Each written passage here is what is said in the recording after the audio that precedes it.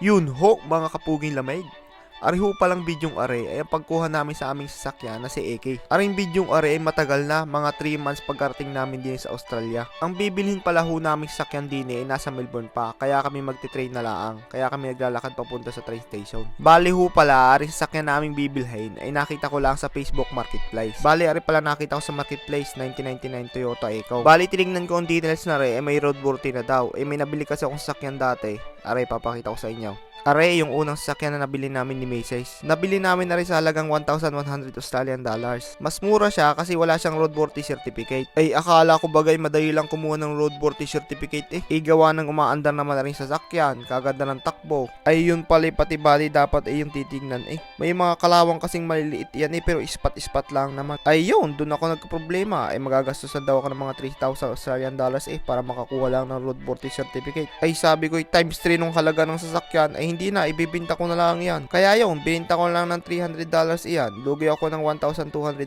Ay hindi ko na bininta yung sasakyan na yan sa halaga ng aking pinagbili. Ay mahirap manloko ng tao eh. Mas maganda ikaw na lang niloloko, bahala na si Lord ang magbalik sa iyo. Ibininta ko na lang pala yan sa mga wrecker, yung taga-chap-chap na mga sasakyan.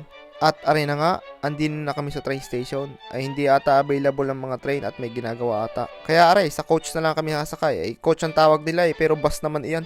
Ari palang bus na aming sinakyan ay sabi ng driver ay hanggang Geelong laang, tapos Geelong hanggang Melbourne ay magti-train na. At yun na nga, tama ang sabi sa amin ni Kuya. Lilipat talaga kami ng train from Geelong to Melbourne. At andin na nga kami sa Melbourne ni Misko, naglalakad papunta sa bahay ng seller. Bali, nakakausap ko na pala si seller din eh, natawaran ko ng 3,600 Australian dollars yung sakyan. Pero kahit natawaran ko ng kagayon, ako'y namumblema, kulang pa rin ang pera namin ni Miss. Eh di ang ginawa ko, inutangan ko yung aking kapatid ng 1,000. Tapos umutang ako sa pinsan ko din sa Melbourne ng 200, pang gasolina namin at pangkain. Nakarating na pala kami din sa address na binigay ng seller. Alauna lang hapon ng meet up namin din eh, pero maaga kami nakapunta, alas 11 na ata ng umaga. Kaya yun, inantay namin yung seller ng 2 oras si gate. May trabaho pa daw kasi siya, kaya mga alauna daw siya makakauwi. Bagos nakalimutan namin magdala ng tubig, di ako yung nauhaw.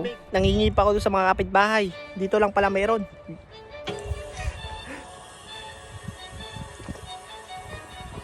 Ay, alamig. Tagal po nung seller. Launa pa daw siya matatapos magtrabaho. Antayin namin.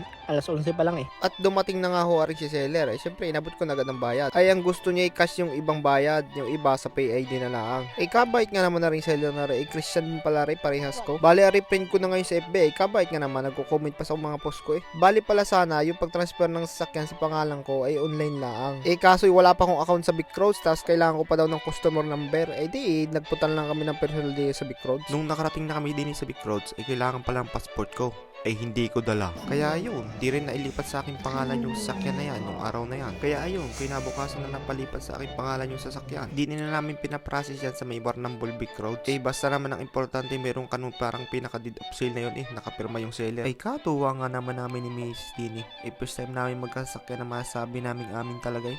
Masabi namin, amin ka na talaga. Thank you, Lord. Thank you. Thank you. Napakabait mo talaga, Lord, sa amin. Ay siya, yun lang. Basta pag may problemang dumating, ay lilipas din iyan. Ay shoutout pala din kay Brother Soloba. Salamat sa buhay mo. Ikaw ang ginamit ni Lord para magkasakyan kami eh. Ay siya, yun lang. Baka ako'y mapayak na eh. Have a good one. See ya.